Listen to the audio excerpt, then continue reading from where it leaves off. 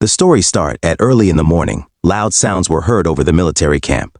The guy hit the frying pan with a ladle and shouted, "Rise!" The man lying on the bed did not want to open his eyes.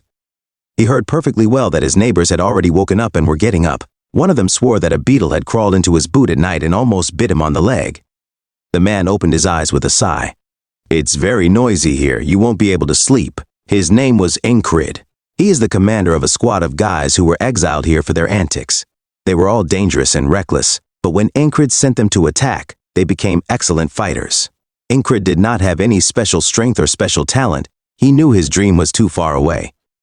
He got here thanks to continuous training, which helped him a lot in battle, but it was here that he met his end. The enemy turned out to be much stronger than him and knocked the weapon out of Inred's hands.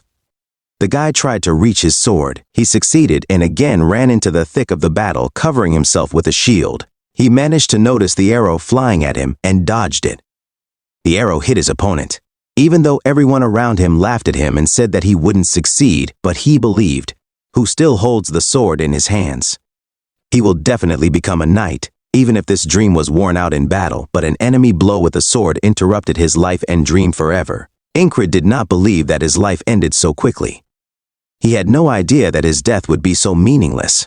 He fell into a dark whirlpool and his eyes closed, and again he opened them from familiar sounds. Someone commanded the rise. The sun was shining brightly. What a real dream he had. The neighbor on the right shouted that there was a bug in his boot. Inred turned around at his shout. Is this déjà vu?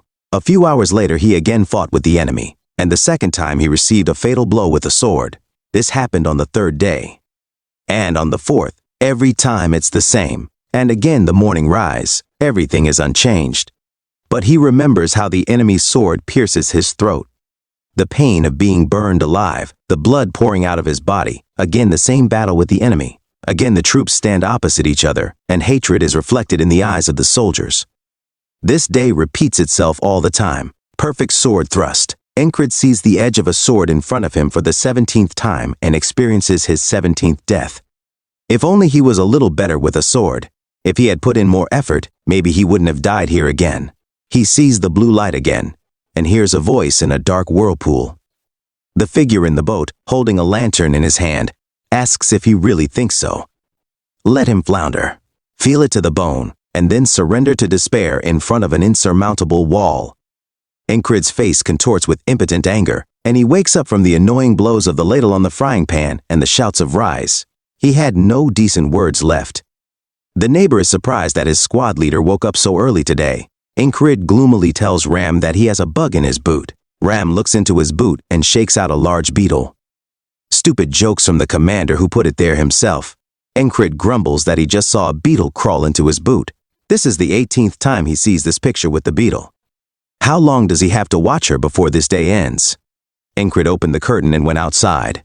He had been practicing with the sword since childhood. A mercenary who accidentally wandered into his village taught the boy fencing. He often told Inred that with this level of skill, the boy could become a knight. And Inred began to dream about what future awaits him. A knight is someone who alone can kill 1,000 and change the course of a battle. Invincible Hero. The minstrel song said that the knight who would end the war would be called the Knight of the Apocalypse, and little Inred thought that he was the hero from this song. He decided to leave the village and become a knight, but not everything worked out the way he dreamed. After leaving the village, he joined a detachment of mercenaries who laughed at his clumsiness. They were mortified that a guy who was afraid of ordinary mongrels was going to become a knight. He won't even make a free mercenary. Inred was silent, but privately realized that his talent was probably worthless. But he convinced himself that it was too early to give up after one failure. You need to put in more effort. He trained with the sword day and night. And if you don't have talent, then with work and time you can overcome everything. So he grew up in continuous training, without stopping it for a single day. Experience accumulated, he developed strength and endurance in order to be recognized. He felt that he was becoming stronger and could become a knight, and this ardent hope suddenly began to shatter into pieces.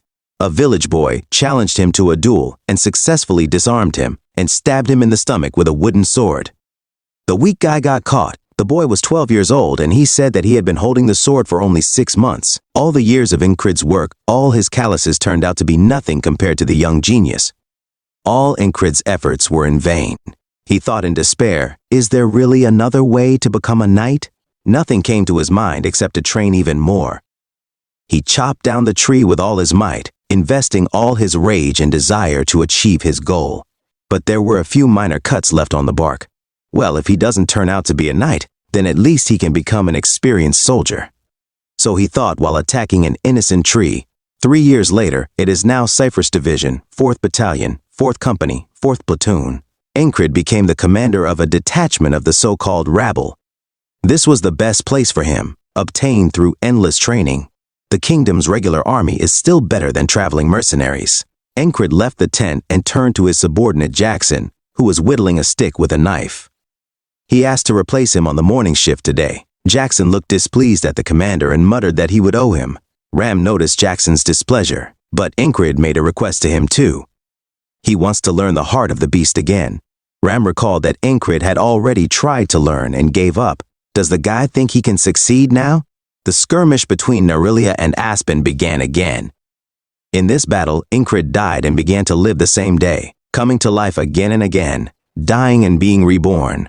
Every day he learned from Ram the heart of the beast, but until now he could not even see the moment when the tip of the sword pierced his throat. He really hoped that today everything would definitely work out for him. The troops were lined up in combat columns. The 21st time Inred found himself on the same battlefield, he fought as before. He remembers by heart all recurring situations, so he dodged the spear that was flying at his back. Then he attacks the guy standing behind him, but Soldier Vel from another squad is running. This guy is going to die soon. Shoot an arrow at him. We can say that he has already died, but not this time. Inred intercepts the arrow with his shield, covering Vela. And here is his future killer, dealing with another soldier. He pulls his sword out of the lifeless body and looks for a new victim. Inred will have an inevitable meeting with this guy. He'll stab the guy in the throat like he's done 20 times before, but this time Inred will survive. His eyes are determined to fight to the end. During training, Ram said, throwing his axe high, that Inred always closes his eyes at a dangerous moment. The axe was in his hand and Rem brought it closer to his commander's neck. At that moment, Inred closed his eyes, which in battle was tantamount to death. Ram inspired him to be brave, not to worry and not to panic, to become a person who does not know death. Like a beast, this is the heart of the beast. Inred finally met the deadly blade flying towards him with open eyes. Now he is not afraid of death. It makes him stronger, and he managed to move away from the blade to the side and break the distance with the enemy, who by inertia continued to run forward. Today, on his 21st attempt, for the first time he dodged the attack of the enemy, who turned around and repeated his attack. But the guy missed the moment when the blade hit him in the neck again. Blood spilled in a stream and he died again. In the flickering darkness, the figure in the boat said that he was suffering and despairing, stuck in the endless today. He needs to give up and get on the boat, admit your weakness and come to terms with it. Inred told the damn boatman that such a day would never come. He saw the tip of the sword clearly and was able to dodge. Again, Ram was surprised that the commander woke up early today, and Inred was glad that he was moving forward step by step. On the 22nd day, he challenges again. Everything went as usual. By the 33rd time, Inred could already clearly see the blade. He could dodge a fatal blow without much difficulty, but the enemy still could not turn faster than he could. The enemy was too fast and Inred, bleeding, fell to the ground again. The sword cut the thread on which the medallion hung around the guy's neck.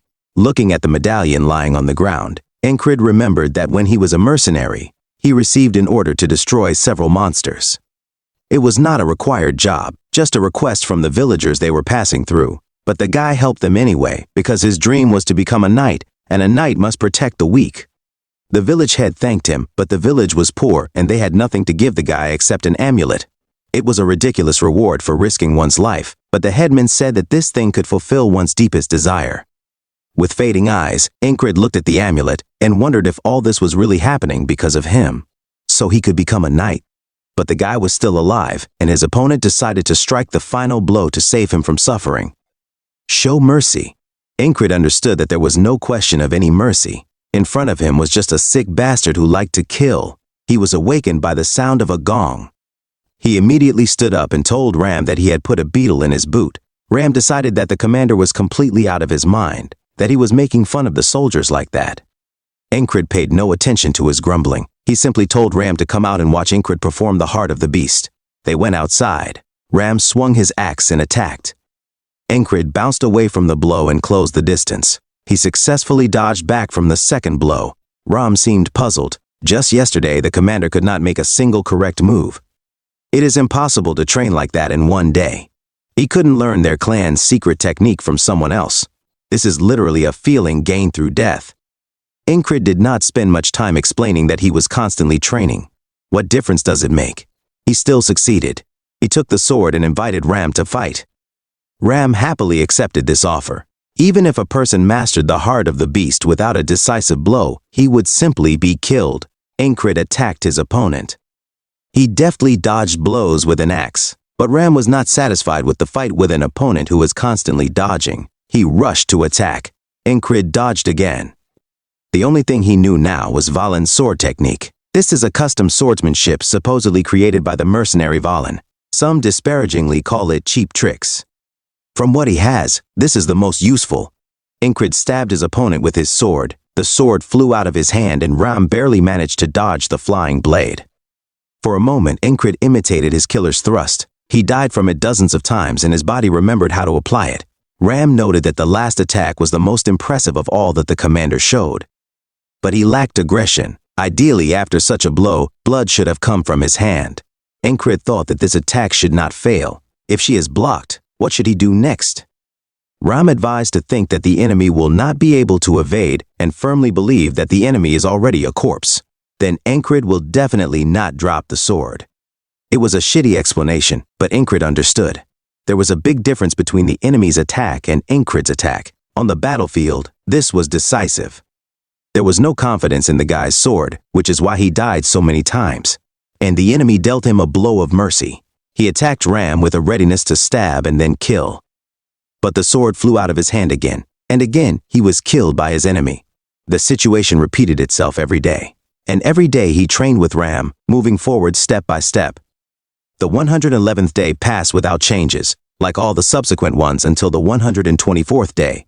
On this day, it was especially difficult for Ram to repel the commander's attacks. His last attack almost killed the soldier. Finally, the sword remained in Inred's hands. Blood flowed from his hand that was holding the sword. Ram decided that the commander had gone crazy. His arm was torn and bleeding heavily, and a smile bloomed on his face. He finally mastered the thrusting blow of the bastard he met on the battlefield. That's all for today, guys. See you on the next upload.